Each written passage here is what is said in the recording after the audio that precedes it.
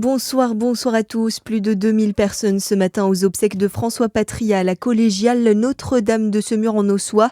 Celui que tout le monde surnommait Fanfan, ce sénateur de Côte d'Or, visage historique du macronisme, est décédé la semaine dernière à l'âge de 83 ans des suites d'un grave accident de vélo. Personnalités et habitants de la région sont venus rendre un dernier hommage à l'élu Nicolas Gomez. La collégiale était pleine à craquer. Le cercueil de François Patria a été accueilli au son des corps de chasse. Et parmi les personnalités présentes, le président de la République Emmanuel Macron, qui lors de l'éloge funèbre a longtemps cru qu'il était invincible. Il était la vie, il était la Bourgogne aussi.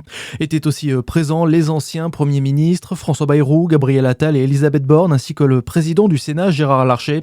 Hommage aussi des politiques de la région venus nombreux. Parmi eux, l'ancien maire de Dijon et ancien ministre François Rebsamen et la maire de Dijon, Nathalie Kunders, ou encore l'ancienne présidente de région, Marie-Guide Dufay. Et tous saluent un homme de conviction proche de la terre et des gens. Coup dur pour les cycles Lapierre à Dijon. La marque emblématique du vélo français a été placée aujourd'hui en redressement judiciaire par le tribunal de commerce avec une période d'observation de 6 mois.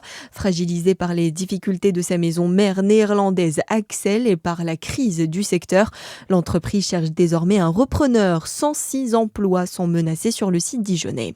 Lons-le-Saunier commémore le 82e anniversaire de sa libération. La cérémonie officielle se déroule en ce moment même au monument de la Résistance. Après plusieurs cérémonies organisées dès 17h15, 2 expositions ont été visibles à l'ancienne mairie. En soirée, un spectacle pyrosymphonique autour de Rouget de Lille, figure de l'histoire lédonienne et créateur de la Marseillaise, clôturera la journée. Ce sera à 21h30. Toujours dans le Jura, habitants et bénévoles sont invités à poursuivre le nettoyage d'une décharge sauvage. Le rendez-vous est fixé au 5 septembre sur les hauteurs de Saint-Claude. Le parc naturel régional et l'association Les Mains Vives avaient déjà organisé une première opération l'an dernier. Cette fois, l'objectif est de finir le travail.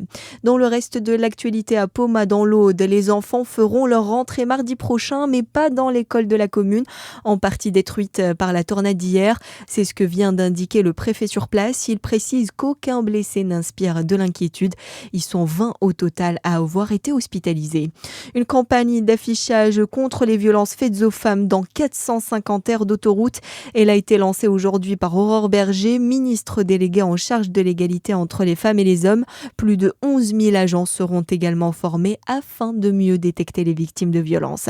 Et puis, de nouvelles lignes directes entre la France et les États-Unis. La compagnie américaine United Airlines annonce un vol quotidien à venir entre Toulouse et Washington dès la fin avril et entre Marseille et Newark, l'aéroport situé près de New York, à partir de début juin. Voilà pour l'actualité, bonne soirée à tous.